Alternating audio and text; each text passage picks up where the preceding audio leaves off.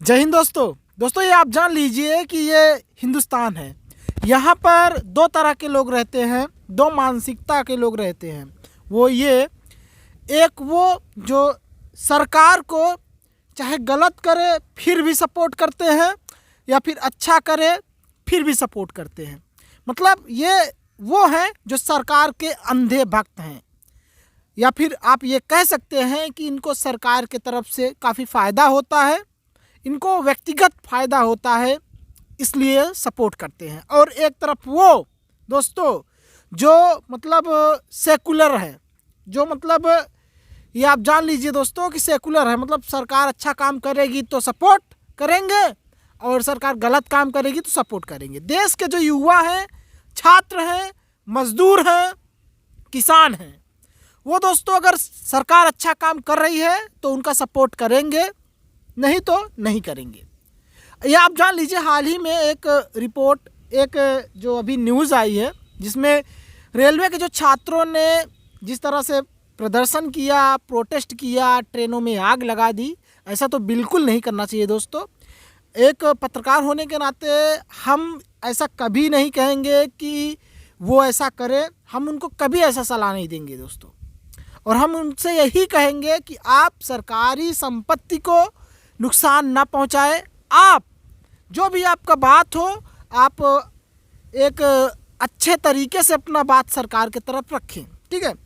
बात यहाँ तक तो चलिए ठीक है दोस्तों, मैंने अपनी राय दे दिया कि देखो कोई भी स्टूडेंट है उसको प्रोटेस्ट करने का हक है, बट आप इस तरह से प्रोटेस्ट नहीं कर सकते कि आप किसी सरकारी संपत्ति को नुकसान पहुँचाएँ।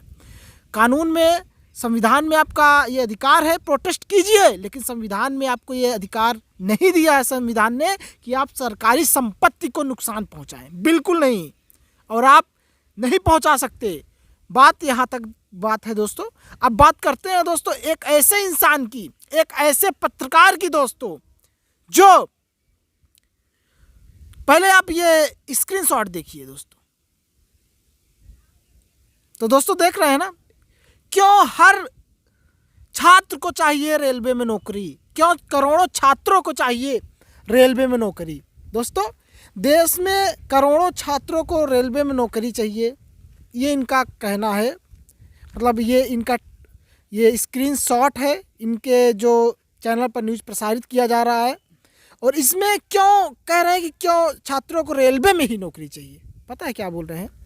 इनका कहना है दोस्तों कि कुछ छात्र ऐसे होते हैं जो किसी काम के नहीं होते और फिर भी वो रेलवे में सपना देखते हैं नौकरी का। दोस्तों हर किसी को सपना देखने का अपना अधिकार है, हर किसी को अपना अधिकार है कि वो नौकरी ले सके। हर छात्र को अपना अधिकार है, उसको ये उसका मौलिक अधिकार है कि अपने देश में, अपने राज्य में वो नौकरी के लिए अगर एलिजिबल है तो वो फॉर्म डाल सकता है। और इनका क्या है दोस्तों, पहले आप ये वीडियो इनका देखिए। कि सरकारी नौकरी हासिल करने का सपना देखने वालों की संख्या इससे कहीं ज्यादा है। और ये विडंबना है कि हमारे देश में लोग अक्सर सरकार की आलोचना तो बात बात पर करते हैं, बात बात पर सरकार को गाली देते हैं, सरकार का हर काम खराब ही होता है, उसे नाकाम बताते हैं और हमेशा सरकार से नाराज ही रहते हैं। लेकिन नौकरी इन सारे लोगों को सरकार में ही करनी होती है, यानी सरकार को गाली भी देंगे लेकिन नौकरी सरकारी ही चाहिए। भारत में बहुत सारे लोग परीक्षा देकर, पैसा देकर या किसी नेता, सांसद या विधायक से पहचान के दम पर किसी भी तरह से सरकारी नौकरी पाना चाहते हैं। इसकी सबसे बड़ी वजह यह है कि सरकारी नौकरियों में काम के घंटे तय होते हैं, ज्यादातर कर्मचारियों को तय घंटों से ज्यादा काम नहीं करना पड़ता। तो दोस्तों देखा आपने वीडियो में इनका कहना यह है कि ये इनको सरकारी नौकरी तो चाहिए, सरकारी नौकरी भी चाहिए और सरकार का विरोध भी करते हैं। तो मतलब दोस्तों ये सरकार का विरोध ना करें तभी इनको सरकारी नौकरी चाहिए। इसका मतलब इन पत्रकारों का कहना यह है कि सरकारी नौकरी, इनका सोचना वही है कि सरकारी नौकरी वही करे जो सरकार का विरोध ना करे। हमारे संविधान में हर किसी का मौलिक अधिकार है कि वो चाहे सरकार का विरोध करे या सरकार से संतुष्ट हो या ना संतुष्ट हो या फिर सरकार का विरोधी हो, विपक्षी हो, हर इंसान को उसके मौलिक अधिकारों का जो अधिकार, मौलिक अधिकार उसके दिए गए हैं, वो अपने मौलिक अधिकार का फ़ायदा उठा सकता है। लेकिन दोस्तों ये लोग जिस तरह से न्यूज़ प्रसारित करते हैं कि सरकार का विरोध भी आप करते हो और आपको सरकारी नौकरी भी चाहिए, आप सरकार का सपोर्ट करते हो, हम मानते हैं आप एक पत्रकार हो, आप सरकार का सपोर्ट करते हो क्योंकि आपको उसके तरफ से पैसा मिल रहा है, अच्छा खासा फंडिंग हो रही है, अच्छे खासे सरकारी विज्ञापन मिल रहे हैं। तो इसका मतलब ये नहीं है कि आपके ही जैसे सब हो जाएंगे। ये देश के छात्र हैं, ये छात्र देश को पार्टी को वोट देना भी जानते हैं, पार्टी का विरोध करना भी जानते हैं। इसका मतलब ये नहीं है कि हाँ एक तरफ एक वो छात्र है जो पार्टी का विरोध कर रहा है, मान लो बीजेपी का विरोध कर रहा है, तो इसका मतलब ये नहीं है कि वो सरकारी नौकरी के लिए हकदार नहीं है, ऐसा कुछ नहीं है। लेकिन ये लोग दोस्तों, इनका सोचना है कि सरकारी नौकरी उसी को मिले जो सरकार के सपोर्ट में रहे, सरकार का विरोध ना करे। तो दोस्तों ऐसे लोगों पर सच में अगर जब देखता हूँ ना, तो ये लगता है कि सच में कहीं ना कहीं आज जो सरकार का लचर व्यवस्था है, जिस तरह से रेलवे मंत्रालय कर रही है, पेपर को लेकर के 2019 में वैकेंसी निकाली थी और आज तक उसका कोई रता पता नहीं है। एनटीपीसी का एग्ज़ाम होता है CBT 1 का, तो वो सिस्टम उसका उसमें देख ही सकते किस तरह का उसका लचर व्यवस्था रहा है। आखिर क्यों?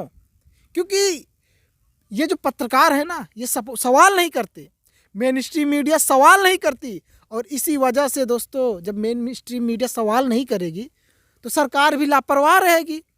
इतने पर भी दोस्तों, इतने पर भी आप देख सकते हैं इस इंसान को एक पत्रकार होने के नाते देश के छात्रों का सपोर्ट करने के बजाय ये इंसान क्या बोल रहा है कि आप सरकार का विरोध भी करते हो और सरकार में सरकारी नौकरी भी चाहिए।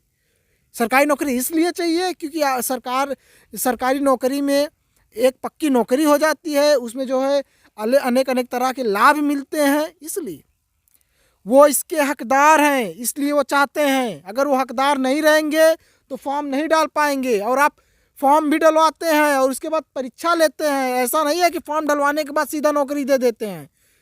फॉर्म डालते हैं, एग्ज़ाम का डेट नहीं आता, एग्ज़ाम का डेट आ गया तो रिज़ल्ट नहीं आता, एग्ज़ाम करवाने के लिए वो ट्वीट करते रहते हैं, सालों मेहनत करते रहते हैं, सालों आवाज़ उठाते रहते हैं, विरोध करते हैं, तब जाकर आप एग्ज़ाम लेते हो। और उसके बाद एग्ज़ाम लेने के बाद ना तो आप रिज़ल्ट निकालते हो, रिज़ल्ट निकालने के लिए भी बच्चे ट्वीट करते हैं, और रिज़ल्ट निकल गया तो फिर उसके बाद बच्चे ज्वाइनिंग के लिए ट्वीट करते हैं, कब हमको ज्वाइनिंग मिले। तो ये सिस्टम है दोस्तों। और ये पत्रकार क्या करते हैं, इनका मानसिकता क्या है, इनका सोच क्या है।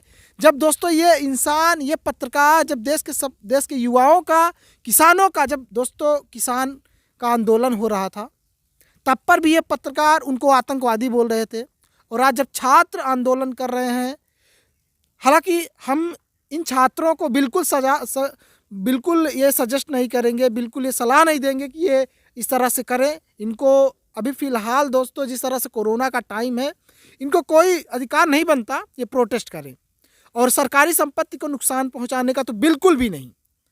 लेकिन दोस्तों क्या करोगे, ये जो पत्रकार है उनका भी विरोध करते थे, मतलब सरकार का जो विरोध करता है ये पत्रकार उसका विरोध करते हैं, और जो सरकार के सपोर्ट में रहता है ये लोग उसका सपोर्ट करते हैं। ये आप जान लीजिए दोस्तों आपका क्या राय है इनके ऊपर, क्या चाहते हैं, क्या लगता है ये पत्रकार कभी देश के युवाओं का सपोर्ट कर सकते हैं? ज़रूर बताइएगा कमेंट बॉक्स में। जय हिंद दोस्तों।